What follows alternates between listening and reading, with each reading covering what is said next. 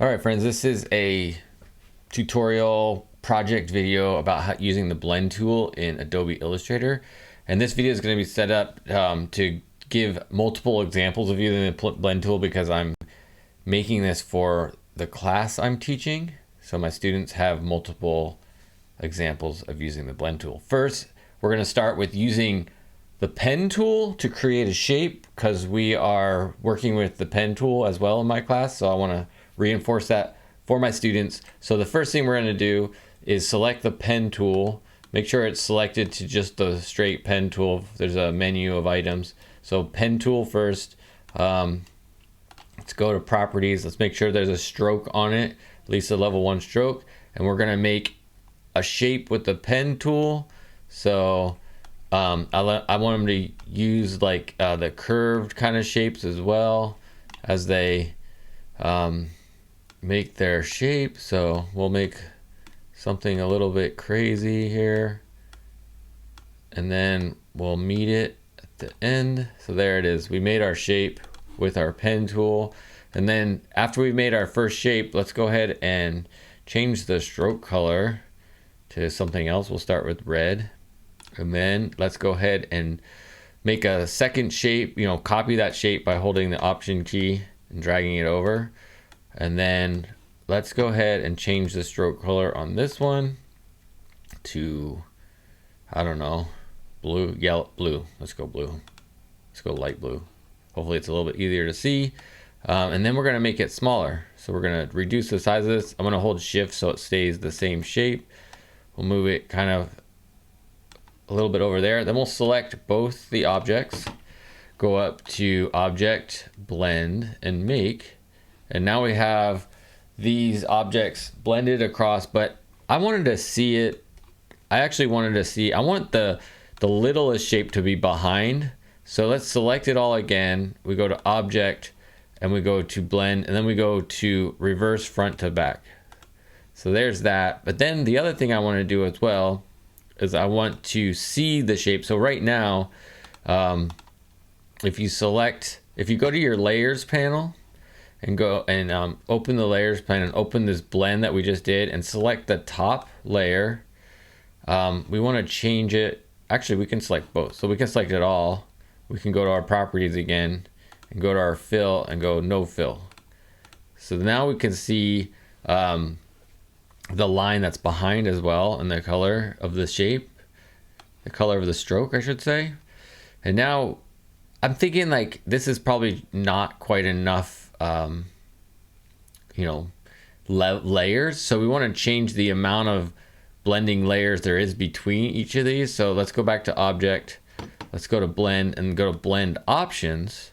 And on this one, it says how many steps between. Let's add, I don't know. Let's see what happens if we add 15 steps. That still doesn't quite look like the way I want it to look. So let's add a few more steps. Let's go back to Blend Options. Let's go 20 steps. I think that looks better.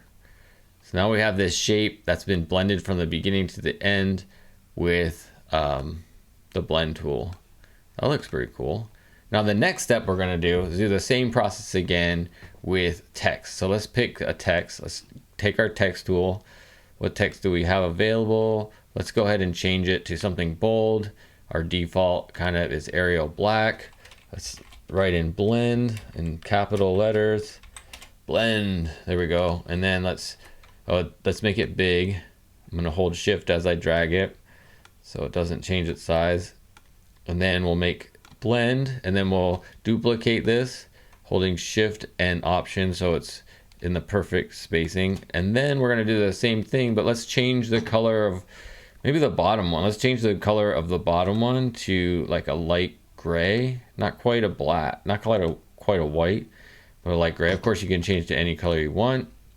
So we're going to select both of them again, go to Object, Menu, go to Blend, go to Make.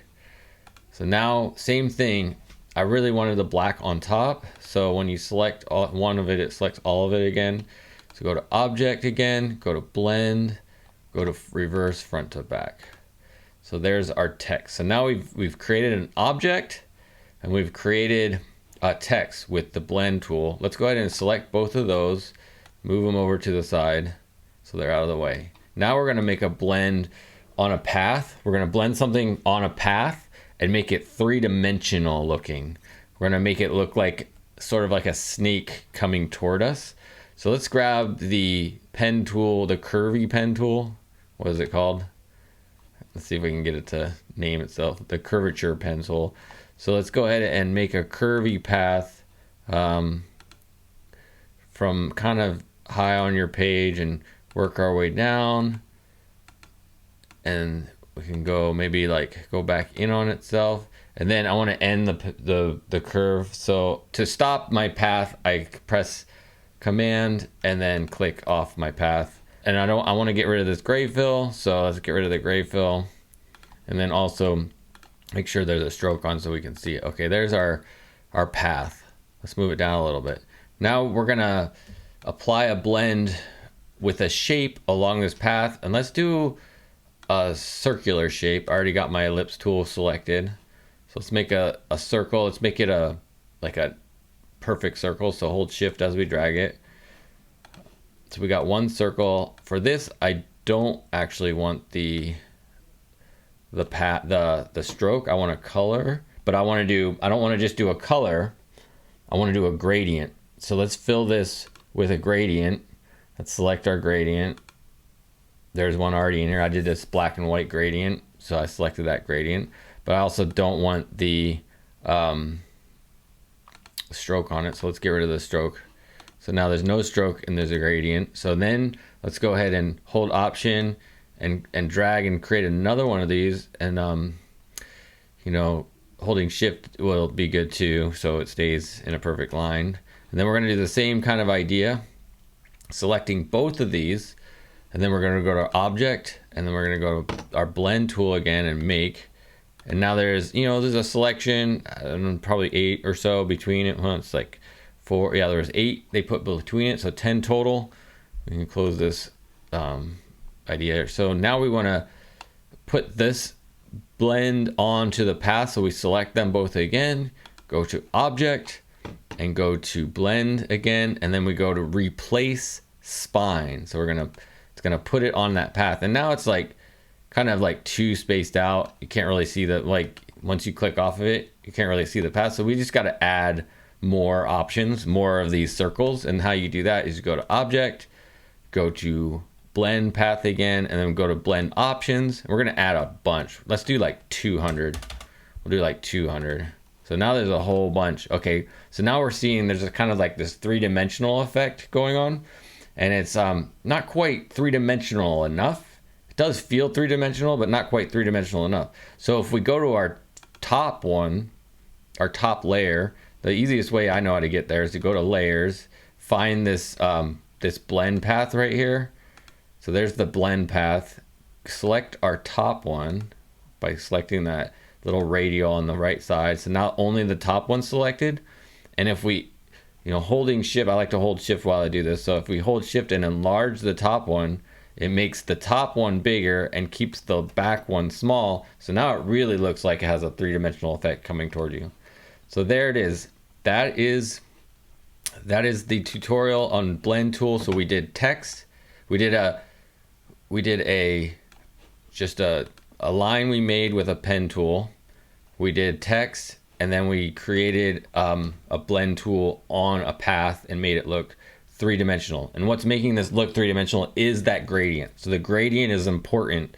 So we can also, make it look smoother. So we had like 200. What if we put like 400? What if we put 400, blends between them? So, and it'll look even smoother. So there you go. There's your blend tool. I kind of liked it with 200, so I'm going to put it back with 200. Blend tool, blend options, 200. All right, there it is. We are done. Thanks for watching. Peace.